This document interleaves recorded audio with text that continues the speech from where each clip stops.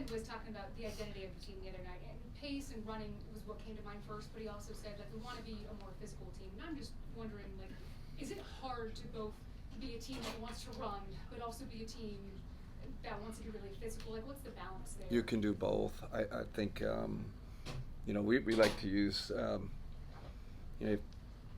part of, this sounds crazy, like part of physicality is like the force you play with.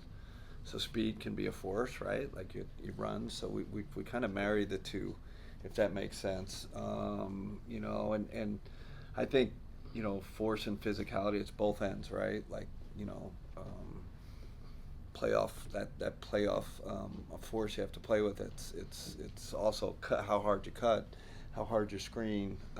So I think everybody thinks, it's just a defensive end, but I'm glad he brought that up because he knows that's what it's going to come down to. I know the best teams in the league, that's how they're going to play us. That's kind of been the formula a little bit on how to beat the Cavs. So he's obviously aware.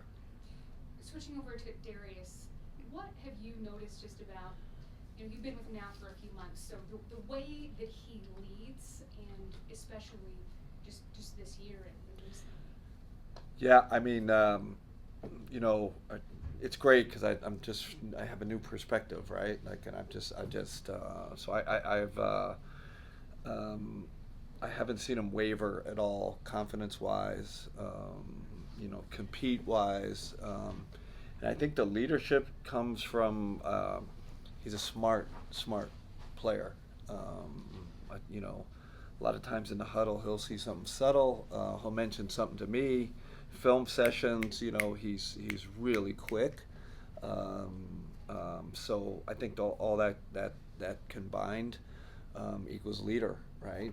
And he's still a young guy, and maybe still finding his voice a little bit, but it's tough for me because I don't have stuff to compare to in previous years, but I just see a confident leader right now. He's one of our definitely one of our leaders, our top leaders. And his turnovers have been really down really this season, but the past couple of weeks in particular. I don't think he's had a game more than 2 turnovers in the past 7 games or so. Just what are you seeing on that end? I think I would hope spacing wise we're helping him. And our kind of cutting principles, all that stuff. I hope it's opening more space for him.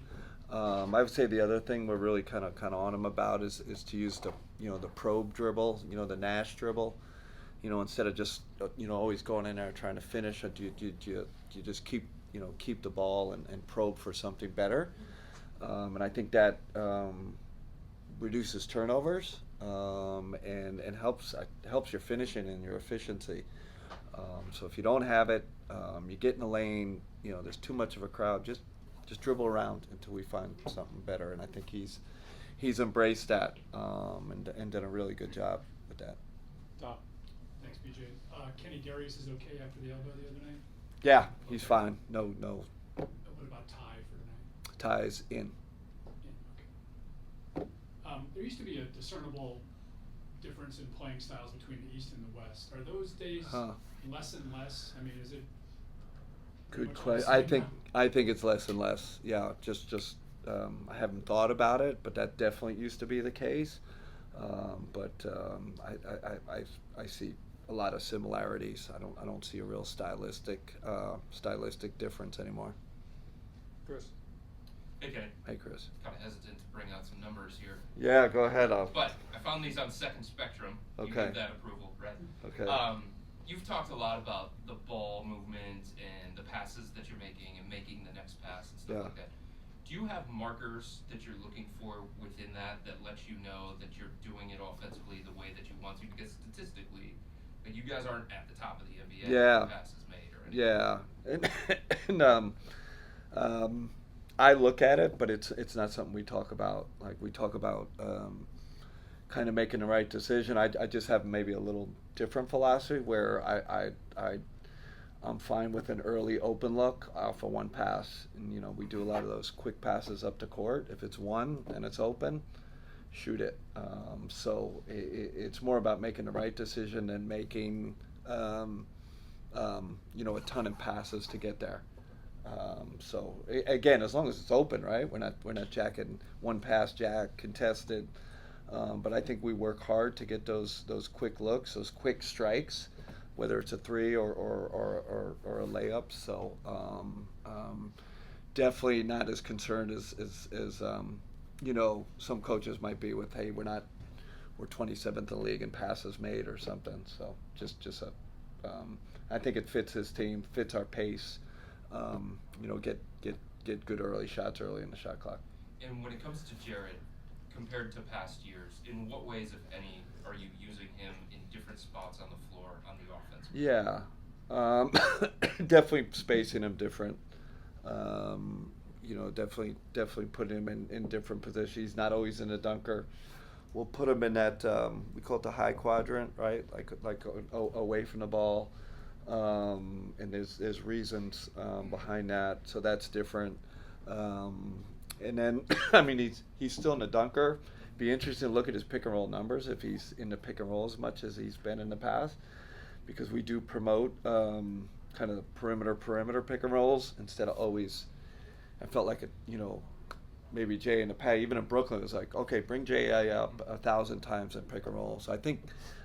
Again, you have to look at the numbers. I think we've lessened that load on him and put him more, in that dunker and that high quadrant. So definitely in different spaces as your. Danny. Sticking with that, why have the perimeter pick and rolls been something that have been so important to bring into this offense? I think. A lot of times the other team afford you a perimeter guy that you can attack, and I do think this is a league trend, right? A little bit where the league has changed, where you always used to be pick and roll was like point guard and 5-man, and now you've seen a a real shift where it's pick and roll. Can we find kind of the weakest defender and a lot of times that's a small, a perimeter guy. And we saw it the other night with Boston, right? Like them kind of, instead of bringing Jared Allen into it, they bring Darius into it. So now we're intentional with that more in flow rather than, hey, we're going to run this set play. And we do have set plays, but it's more, how can we do that in the flow of the game? And there has to be an awareness and an intelligence about that, and then you have to figure where your space and your 5 if you are doing that. So it's a little complicated, but I think we've done a pretty good job with it so far. And then for tonight, when you're facing a team like Denver who runs a lot of offense through the 5, yeah, Nikola Jokic is the one doing so much playmaking. How does that change the way that you have to operate defensively? Changes a lot. It's going to test our discipline, our off-ball screening defense. Because he has it now, it's cut, it's curl, it's back cut. Haven't played these guys a bunch. It's one of the hardest covers in the league. Where maybe in previous games we're defending the pick and roll most of the time. Not now. We got to kind of switch our mindset. I'm really interested to see how our defensive discipline holds up against this team, and then of course you got to pressure the quarterback, right? If we don't have appropriate pressure on Jokic, he'll pick you apart just like a great quarterback does. Is there anything new on Max? Man, he's getting closer. No, I don't have a date for you yet. I know he's done a little contact, which is progress, but still waiting.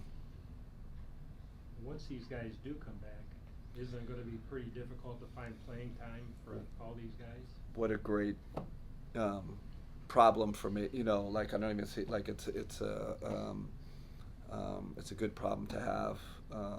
And sometimes at this juncture of the season, it's good to have an injection of energy. We were talking about that with the staff the other day. Man, you get some new blood, and obviously a guy that's been a starter in this league. And you're kind of like, wow, we're getting it's like we signed a starting player to our team, and so now we're gonna have to figure out what that integration looks like, what the progression is at, and that's not just what we're doing tactically, it's a discussion, with our performance team, what the minute build-up's going to look like.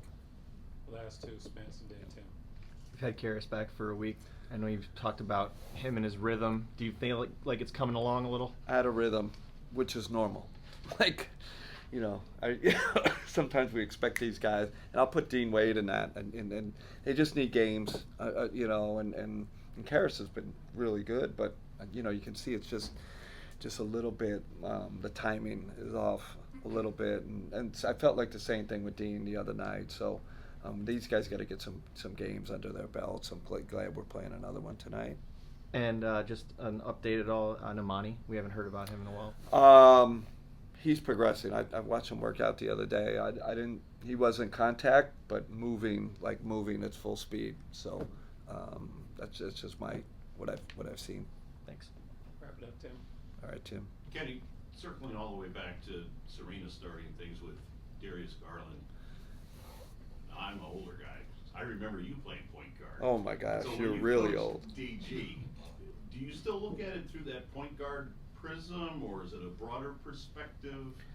My coach in college used to say, "Stay out of the paint, stay off the baseline."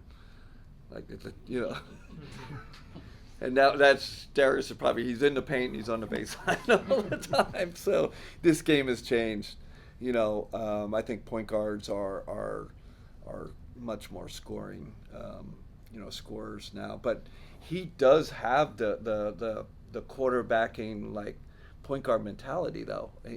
For being such an elite scorer, I think he's got a pretty darn good balance of the two.